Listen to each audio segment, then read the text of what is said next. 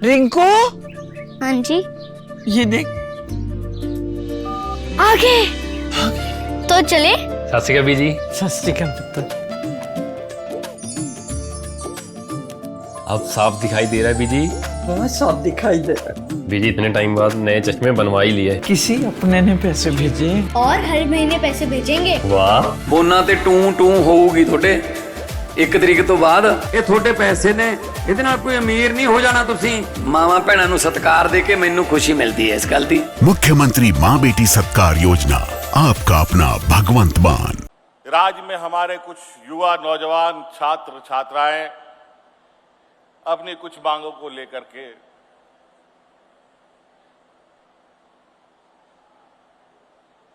प्रदर्शन में है, धरना में है।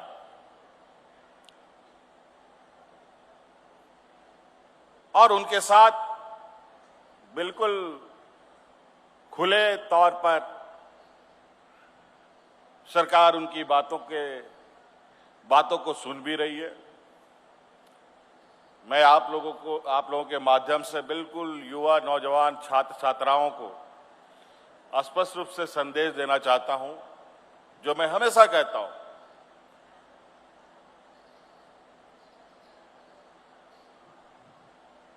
कि इतनी बड़ी व्यवस्था चलती है, लेकिन हमारी मंशा इस राज्य के 3.25 करोड़ लोगों के प्रति काफी संवेदनशीलता के साथ, चाहे गांव में रहने वाले लोग हों, चाहे शहर में रहने वाले लोग हों, चाहे छोटे शहरों में रहने वाले लोग, चाहे वो किसान हो, चाहे मजदूर हो, चाहे महिला हो, चाहे पुरुष हो, चाहे पढ़े लिखे नौजवान हो, चाहे अनपढ़ लोग हों, चाहे कम पढ़े लिखे लोग हों, सभी की चिंता सरकार करती है। और आज जिस विषय को लेकर के हमारे नौजवान अपने अधिकार के लिए आंदोलन में बैठे, प्रदर्शन में बैठे,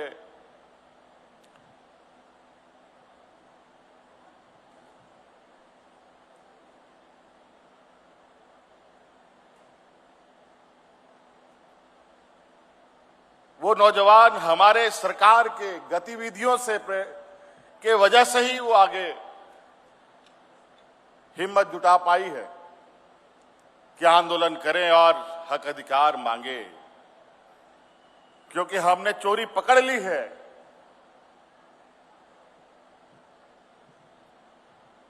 और नौजवानों को न्याय भी मिलेगा और जिन्होंने गड़बड़ी की है उनको कठोर से कठोर दंड भी मिलेगा। आप विश्वास रखिए,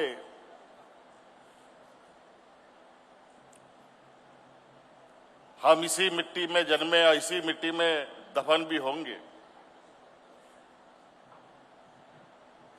और इस विषय को कोई राजनीतिक चश्मे से देखने की आवश्यकता नहीं और राजनीतिक छत्र छाया लेने की भी जरूरत नहीं है।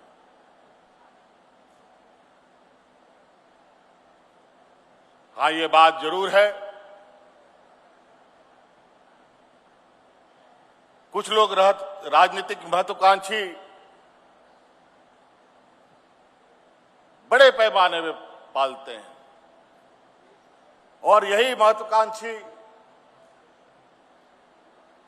राजनीतिक दलों के लिए एक रास्ता बनता है जहां युवा पीढ़ी को दिग्भ्रमित करने का।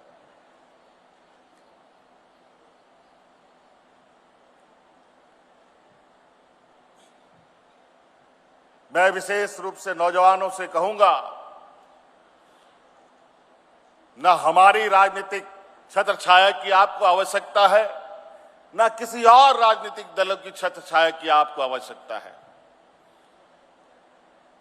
आप छात्र हैं, आपका अधिकार है और आपका अधिकार आपको मिले, आपको न्याय मिले, ये काम करने की जिम्मेवारी सरकार की है जो पूरा होगा। नहीं तो बहुत अभी युवाओं पर नजर पूरे देश में अलग अलग तरीके से राजनीतिक दलों का है। कैसे नौजवानों को झूठ सच बोल करके दिग्भ्रमित किया जाए,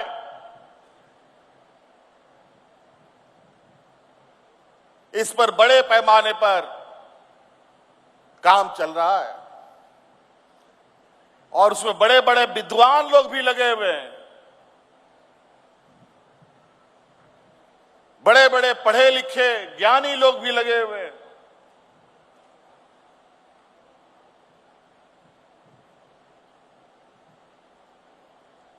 खेती बाड़ी किसान मजदूर का लोग नहीं,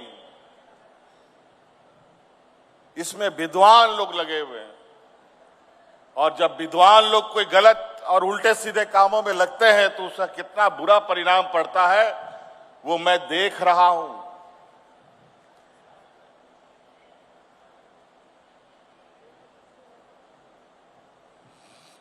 तो इसीलिए बिल्कुल स्पष्ट